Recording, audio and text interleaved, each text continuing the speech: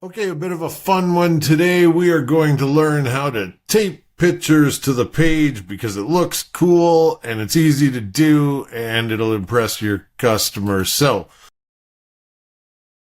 hey guys, just wanted to let you know that BricksBits is currently on sale for 50% off. And in fact, you can even get BricksBits and BricksFX, which just came out with 2.0 this week, for only about $150. So, if you're looking for a template system, I'd appreciate if you gave it a try. It really helps me to do the brick school thing. So that's it. Let's go ahead and delete this and I will show you how it's done. The first thing we're going to do, obviously, is to stick an image on the page. Now, I have just downloaded a couple of images I got from somewhere. I don't know. I think I just went on Google. And so I have this old picture here. Let's make it smaller because we don't need it to be quite that large.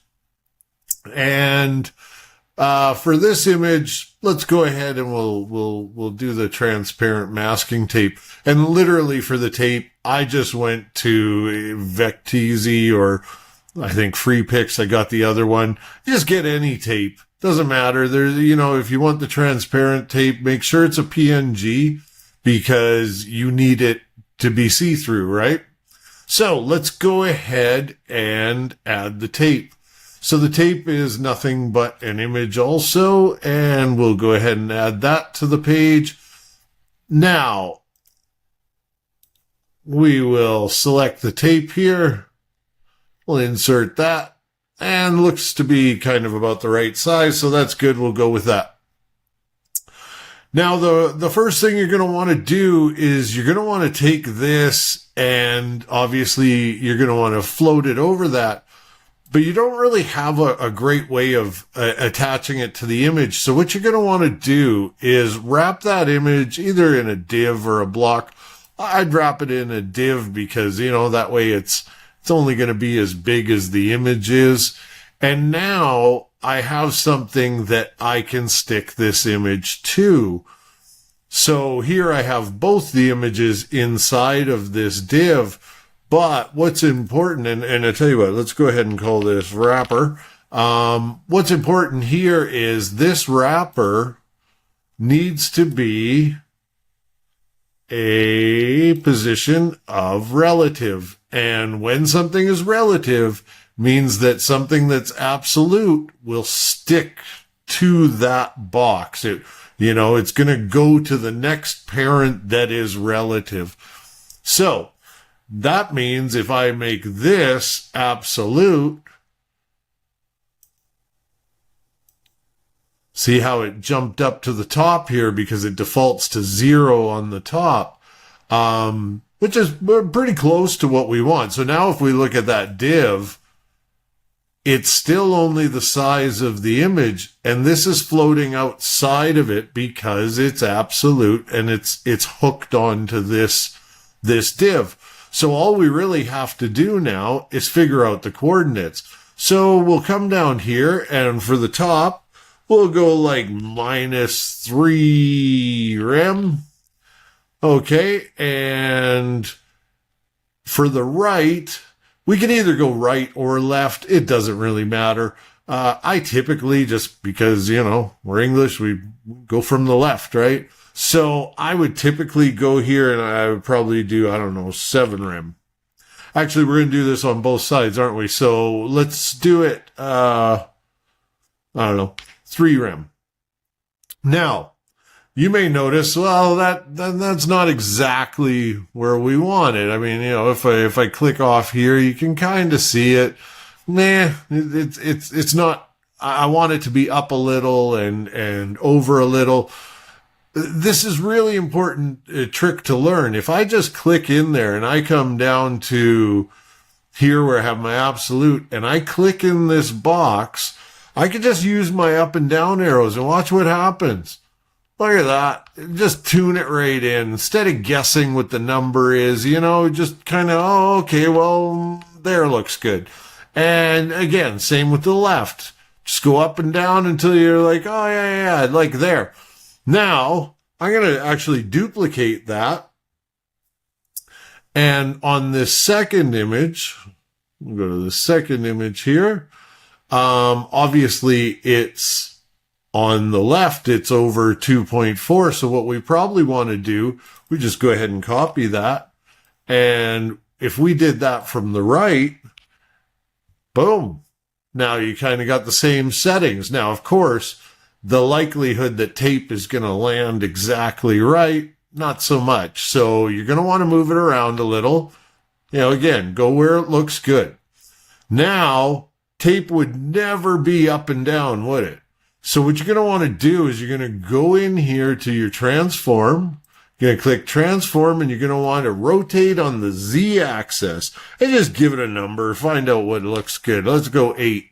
Nah, 8's a little. So again, I'm just using my up and down arrows. Yeah, let's go. There you go, 10. And on this one here, we're going to do the same thing, and we will rotate this one. Oh, we'll do it to the negative. And see there, I didn't even type in a number. So there you go. That's how that's done. Simple as that.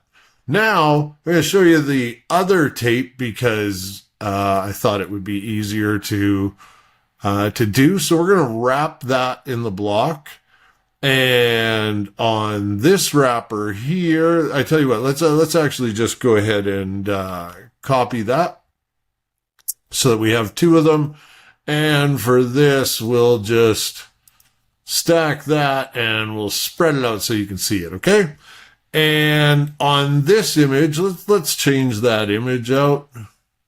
Now, I grabbed Polaroids. Obviously, you can use any image you want, right? It doesn't have to be Polaroids. And let's go ahead and delete this, and we'll just do this one more time and kind of show you how it goes. You know, you can use duct tape. You can use, you know, another thing that looks pretty cool is when you have like cross tape like this. You're going to have to use a photo program and pull it out, but it's going to use the same principles, right? So here you are. We're going to add in the image. So we'll just quickly add the image, and we will select the tape. And now you're going to see, okay, well, this tape maybe is a little large compared to the image, right? No problem. You can either grab a smaller, but that's still too small. So all you got to do is go in here, set your width. I don't know, maybe 13 rem. That actually looks pretty good. And, you know, I think you're kind of getting the idea at this point. All you got to do, come down here, go to absolute, go to top, and again, you could totally just start with your mouse. Don't even type a number. Not ideal though, honestly, because that's going to be in pixels, I believe. So what you really kind of want to do is type in what your unit that you want to use is, and of course I forgot the negative, and then it'll jump. And also, you can hold down Shift, and it moves in units of 5, which that's kind of handy. So there you go. We got it there. And from the left, tell you what, this time I kind of want it to be centered. So let's go 50% from the left. And I know what you're thinking. What the hell? That's not centered. And that's because you kind of got to do a little trick here. What you got to do is you got to transform it. Now, it's been a minute since I've done this, but you're going to transform it on the x-axis minus 50%, and boom, now it's centered. So you go left 50%, and then you pull it back 50%, and that's how you get something truly centered, which, you know, you may or may not want it totally centered. And again, use your arrow keys and tune it into where you want. Also, you're probably going to want to rotate this a little too. So, you know, stick it like that. And there you go. So that's it. That's a pretty easy one. Hopefully you enjoyed this. That's it. I hope to see you next time.